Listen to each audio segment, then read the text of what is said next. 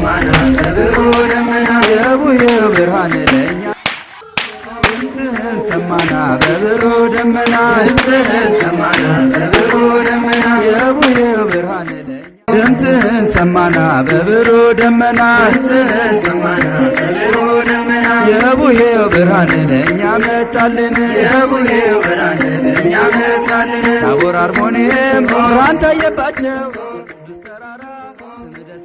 ዛሬ ዕለቱ ሁላችን እንደምናውቀው ምስጢረ መለኮት የተገለጠበት ምስጢር እንደ ውቅያኖስ ውሃ የሚተረጎምበት እጅግ ድንቅ ታላቅ ድንቅ ዕለት ነው። ይህ ዕለት ያው ሁላችን እንደምናውቀው ምስጢረ መለኮትን መድኃኔዓለም በደብረ ታቦር ተራራ ላይ የገለጸበት ዕለት ነው።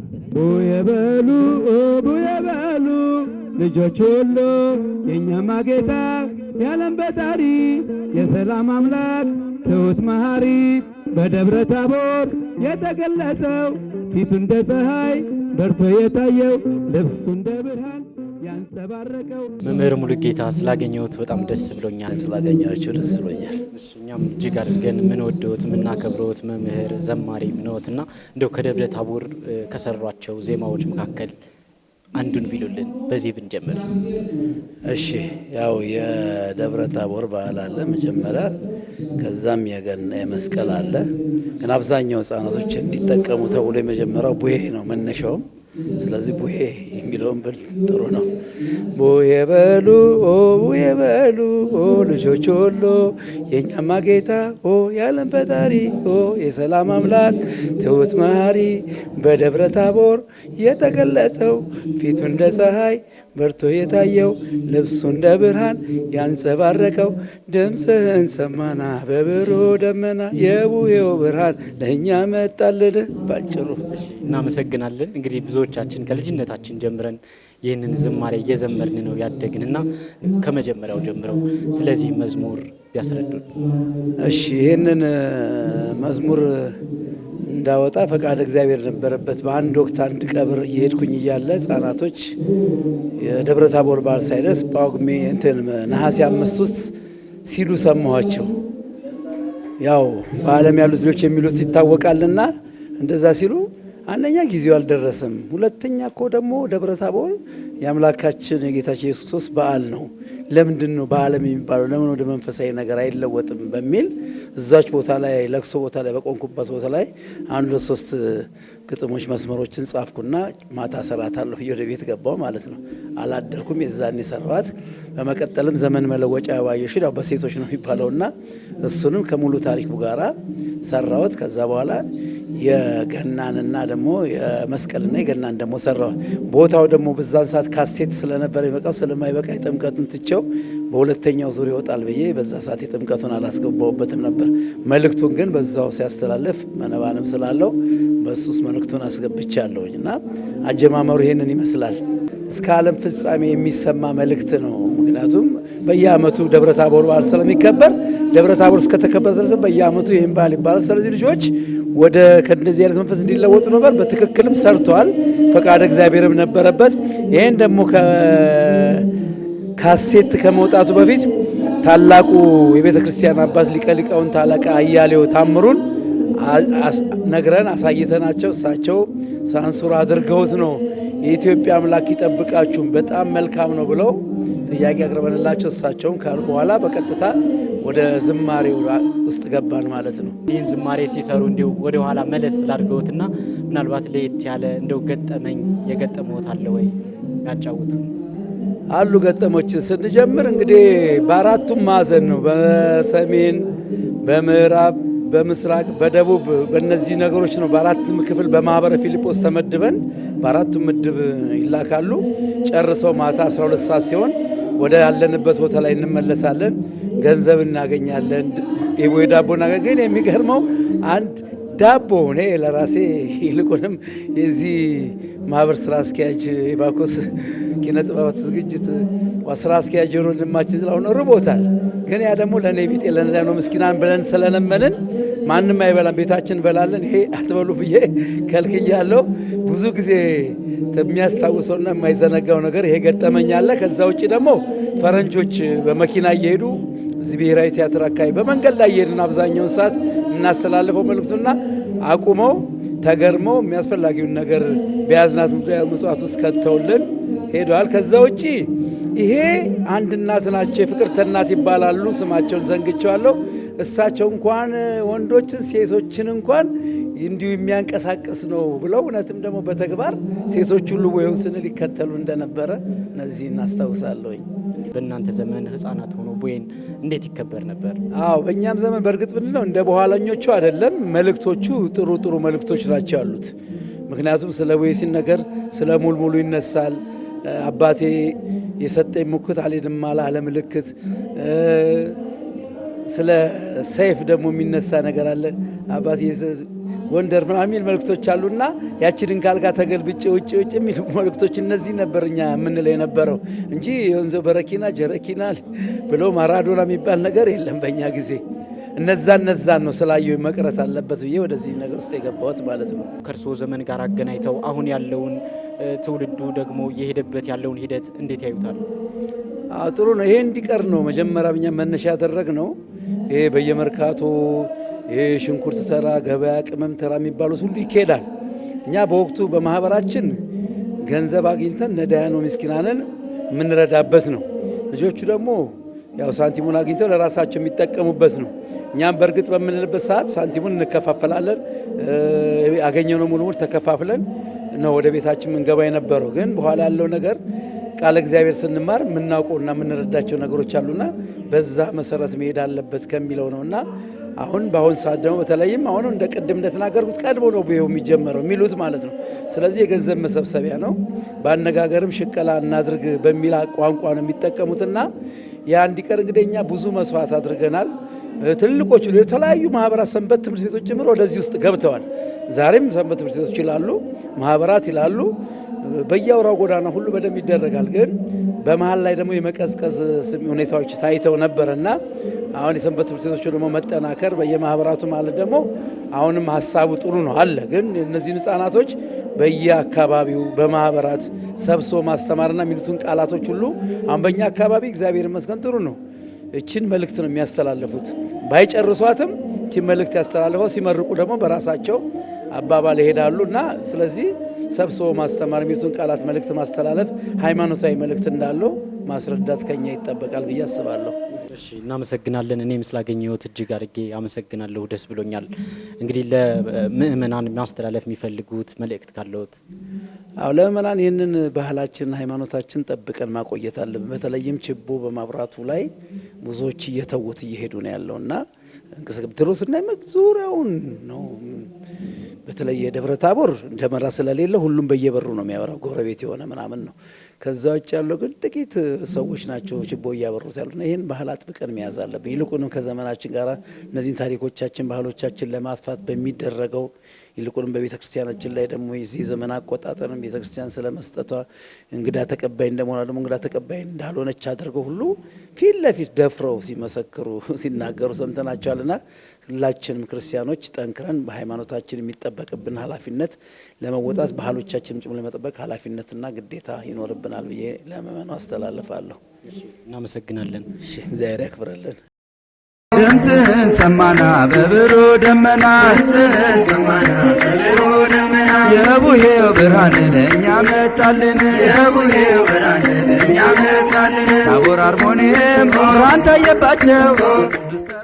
እዳዬ 100 ብር ሊደርስ ይችላል።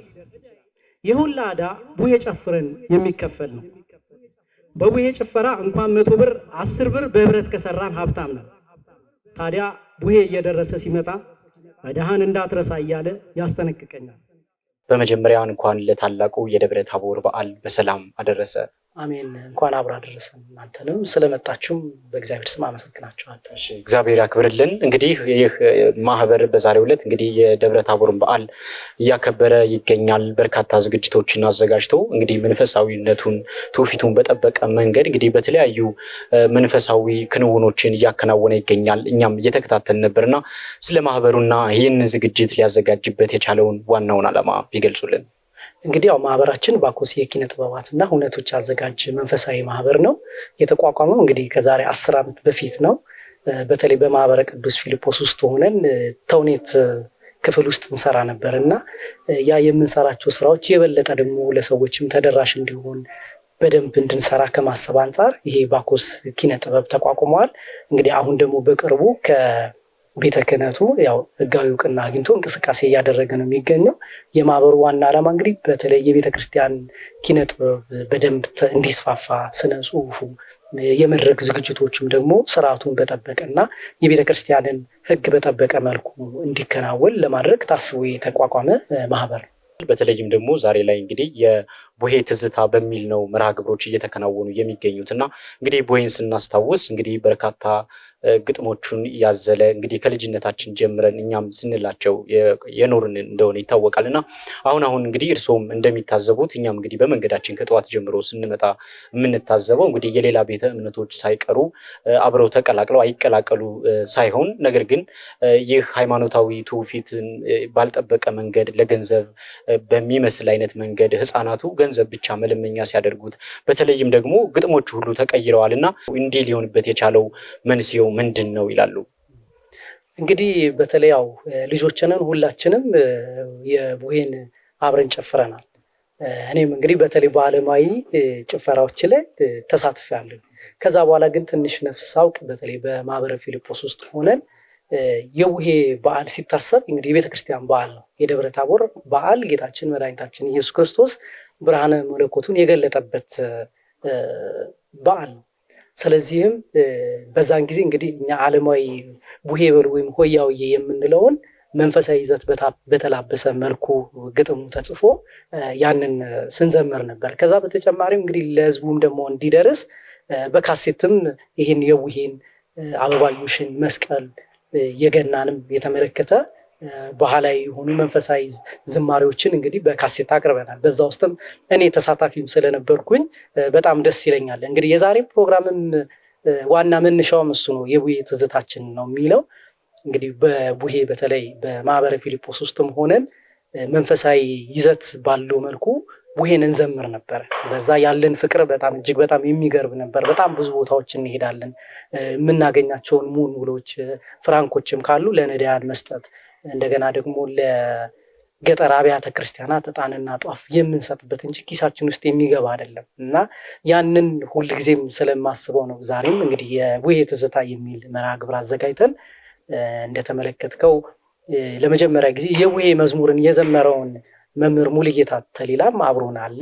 እንግዲህ እሱንም ደግሞ ላበረከተው አስተዋጽኦ እናመሰግናለን ለማለት ነው ይህንን ዝግጅት ያዘጋጀነው።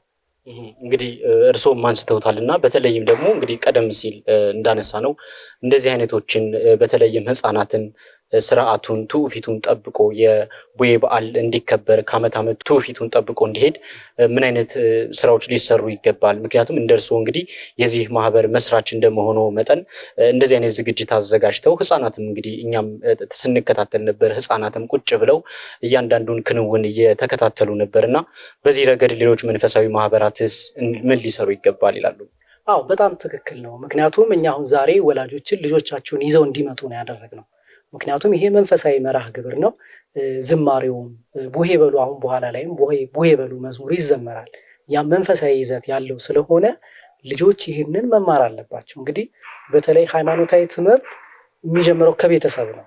ቤተሰብ ልጆቹን መንፈሳዊ ይዘት ያላቸውን ትምህርቶች፣ ዝማሬዎችን መስጠት አለበት። ከዛ በተጨማሪ ደግሞ ማህበራት አሉ። አሁን እንደኛ ያሉ ማህበር እንደዚህ አይነት ዝግጅቶችን እንግዲህ ዓመት እየጠበቀን እናደርጋለን። የመጀመሪያ ነው እንግዲህ እንደ እግዚአብሔር ፍቃድ ሊቀጥል ይችላል። ከዛ በተጨማሪ ደግሞ ሰንበት ትምህርት ቤቶችም አሉ። በተለይ በክረምት ወራት ደግሞ ሰንበት ትምህርት ቤቶች በተቻለ መጠን ብዙ ልጆችም ስለሚይዙ ይህንን አጋጣሚ ተጠቅመው መንፈሳዊ ይዘት ያለው የቡሄ ዝማሬን እንዲያቀርቡ ማድረግ የነሱም ኃላፊነት አለባቸው እያስባሉ። እንዲህ ከተባበረን እንግዲህ የተረሳውን ባህላችንም ሁለተኛ ፈር የለቀቀውንም የግጥም ስልቶችንም እነሱንም እያስተካከለን መንፈሳዊ ይዘት እያደረግን ማስቀጠል እንችላለን ብዬ አስባለሁ። በተለይ ይሄ ለቤተ ክርስቲያን በአሁኑ ሰዓት በአንድነት የምንቆምበት ጊዜ ነው።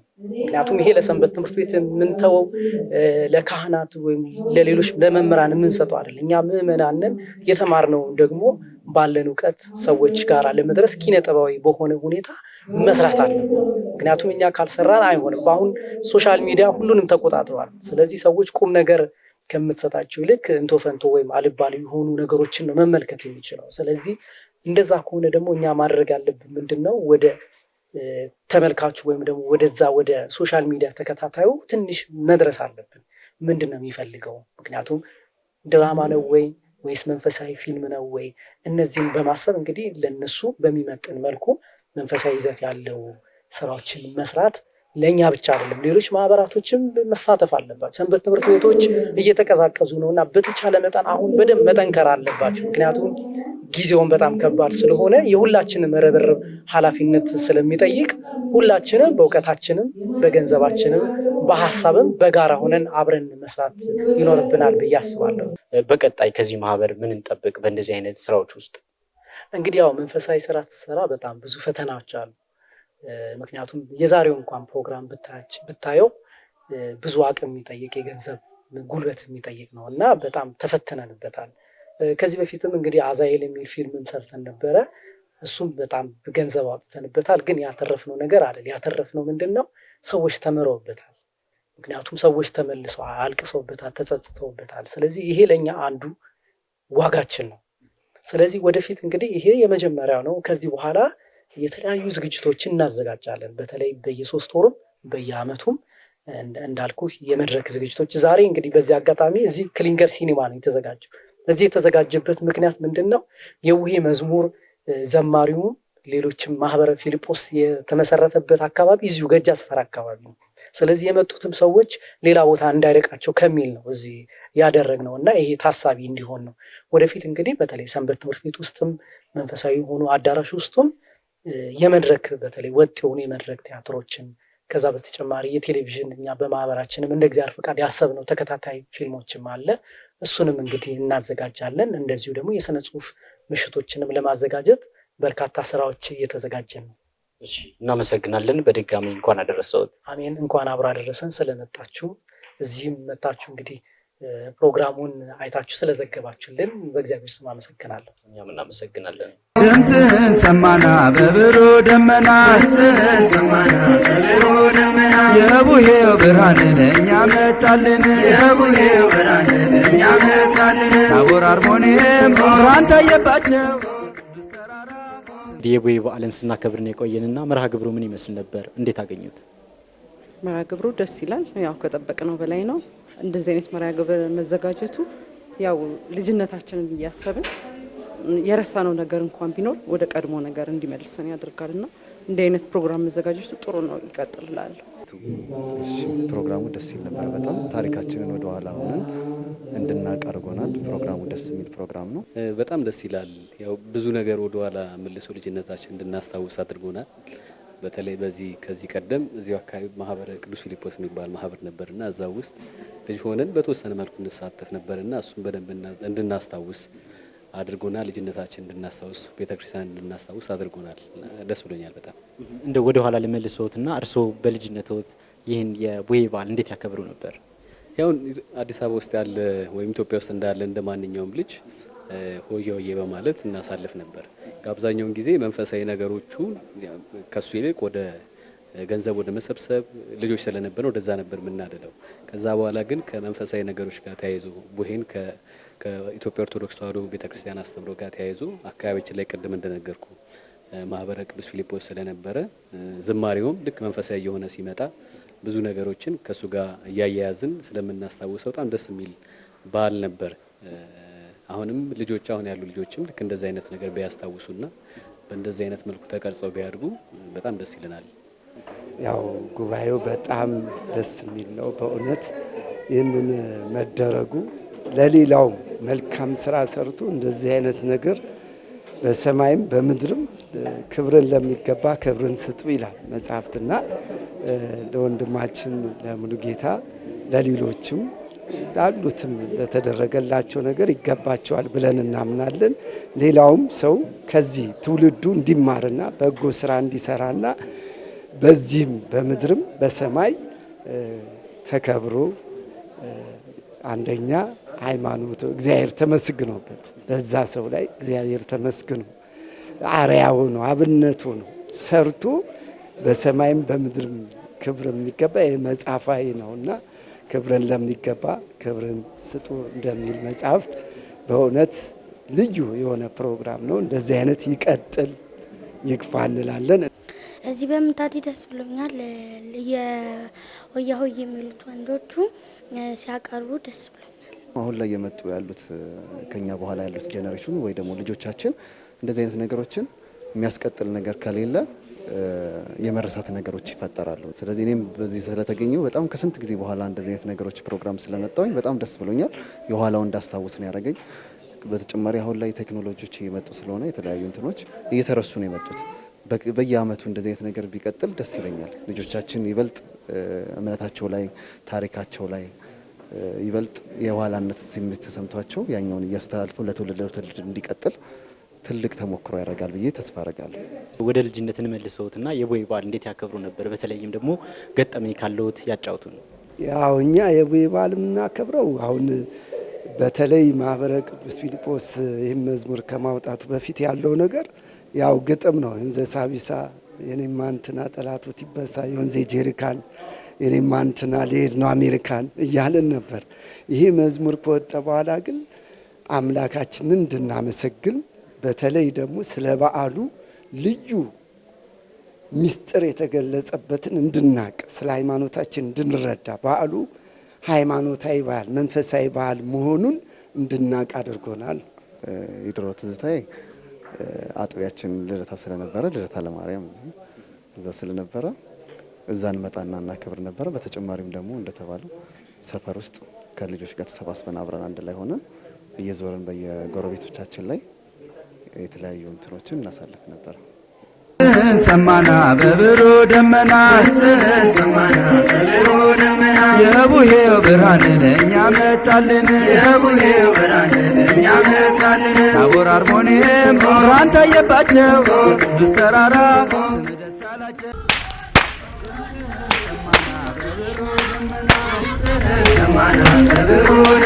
የቡሄው ብርሃን ለእኛ ሰማና በብሩ ደመና የቡሄው ብርሃን